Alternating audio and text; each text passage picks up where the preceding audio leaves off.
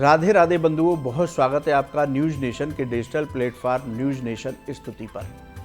बंधुओं, इस वीडियो में हम बात करेंगे भाद्रपद मास के शुक्ल पक्ष के प्रदोष व्रत के बारे में।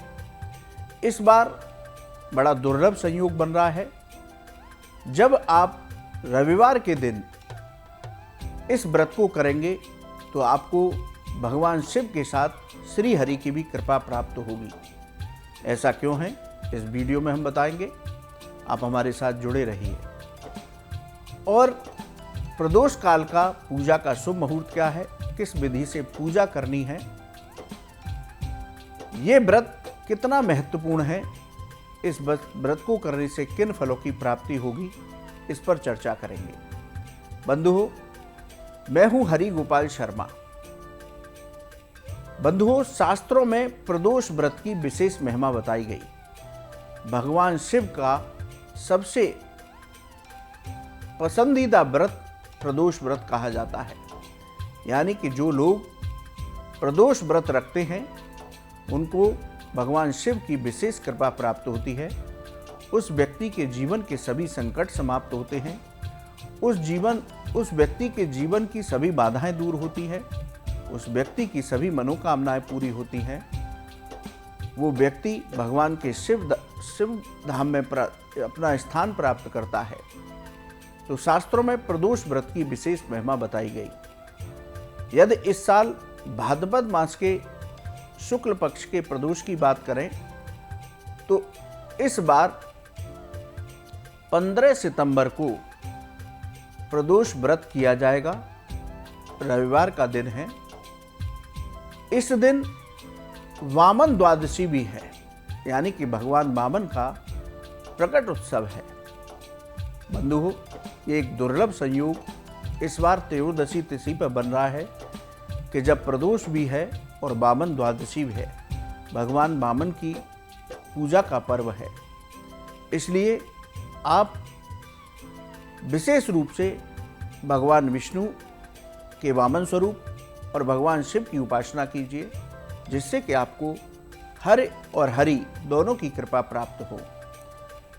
आप त्रयोदशी तिथि को रविवार के दिन सूर्योदय से पहले स्नान करें। स्नान करने के बाद भगवान शिव का पंचामृत से अभिषेक करें। उनको बेलपत्र अर्पित करें, चंदन अर्पित करें, भांग धतूरा जो उनकी प्रिय वस्तु हैं उनको अर्पित करें। इसके साथ ही भगवान श्री हरि के वामन स्वरूप की भी पूजा करें। यदि आपके यहाँ शालिग्राम शिला है तो उसका पंचामृत से अभिषेक करें। उनको चंदन लगाएं, तुलसी पत्र अर्पित करें। लेकिन भगवान शिव पर तुलसी पत्र भूलकर भी अर्पित न कीजिएगा। इस तरह से आप सुबह शिव और भगवान वामन की पूजा कीजिए, उनकी आरती कीजिए, भगवान शिव के पंचाक्षर मंत्र का जप कीजिए, भगवान वामन के प्रकट होने की कथा का महात्म्य सुनिए या पढ़िए, भागवत में दिया गया है। उसके बाद शांत मन से पूरा दिन व्यतीत कीजिए। अब प्रदोष काल के मुहूर्त की बात करते हैं।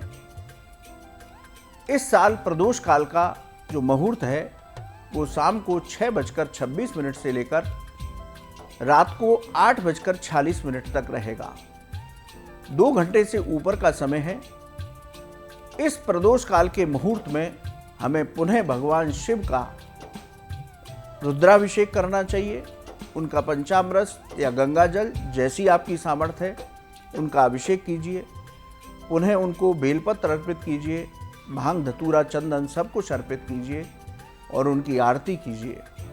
आरती करने के बाद साष्टांग प्रणाम कीजिए। यदि आपकी कोई मनोकामना है तो भगवान शिव के श्री चरणों में रखिए।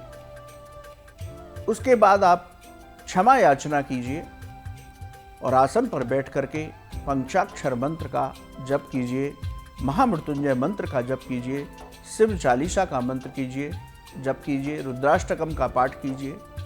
इस तरह से आप भगवान शिव का प्रदोष पूजा पूरी कीजिए और भगवान को ऋतु फलों का, दूध से बने पदार्थों का भोग लगाइए।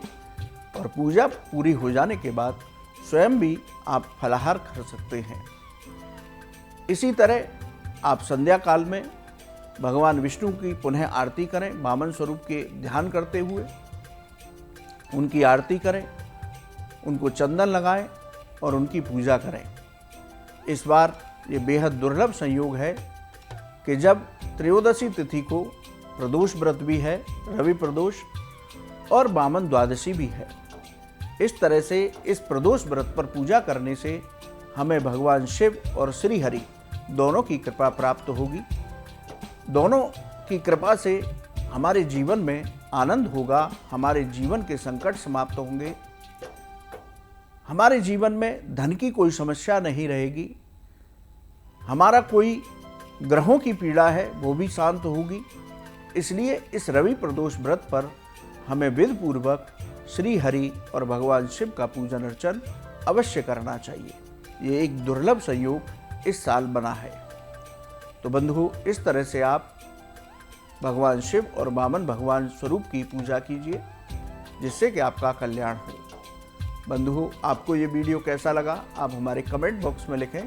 यदि ज्योतिष और धर्म से संबंधित आपका सवाल है तो आप हमारे कमेंट बॉक्स में लिखें, हम उसका जवाब अवश्य देंगे। आप न्यूज़ नेशन के डिजिटल प्लेटफॉर्म पर जुड़े, आपका बहुत बहुत धन्यवाद। राधे राधे।